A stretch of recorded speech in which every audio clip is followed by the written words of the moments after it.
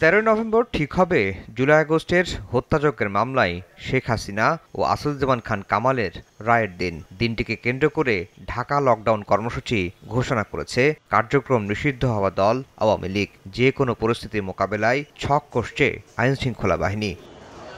ট্রাইব্যুনালের এই প্রসিকিউটর বলছেন, শেখ হাসিনার মামলা ঘিরে বিচলিত নয় প্রসিকিউশন। প্রসিকিউশনের প্রস্তুতি কিছু নেই। প্রসিকিউশন কোনো অনিরাপত্তা বোধও করছে না। প্রসিকিউশনের দায়িত্ব হলো ট্রাইব্যুনালে তদন্ত সংস্থা থেকে যে অভিযোগগুলো আনা হয় সেটি ট্রাইব্যুনালে প্রমাণ করার জন্য চেষ্টা করা, সাক্ষ্য উপস্থাপন করা, যুক্তিতর্ক তুলে ধরা। ট্রাইব্যুনালের দায়িত্ব হলো যুক্তিতর্ক এবং সাক্ষ্য বিবেচনায় রায় প্রদান করা। এর বাইরে প্রসিকিউশনের আর কোনো দায়িত্ব নেই। এদিন গুম খুনের আলাদা 3 মামলায় সাবেক বর্তমান সেনা কর্মকর্তার আইনজীবী থেকে নিজের নাম প্রত্যাহার করে নেন এক আইনজীবী। নতুন করে 7 সেনা কর্মকর্তার পক্ষে ওকালতনামা জমা দেন 5 আইনজীবী। আমি নিজে একটি কমপ্লেন করেছিলাম, সেই কমপ্লেনের যে আসামি, সেই আসামি এই মামলারও আসামি রয়েছে।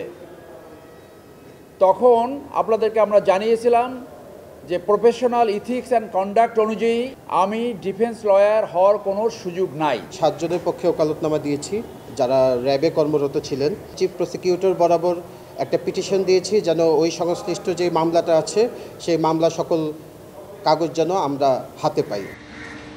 এদিকে চাংখারপুলে 6 জনকে হত্যা মামলায় 14তম দিনের সাক্ষ্য ও জেরা অনুষ্ঠিত হয়।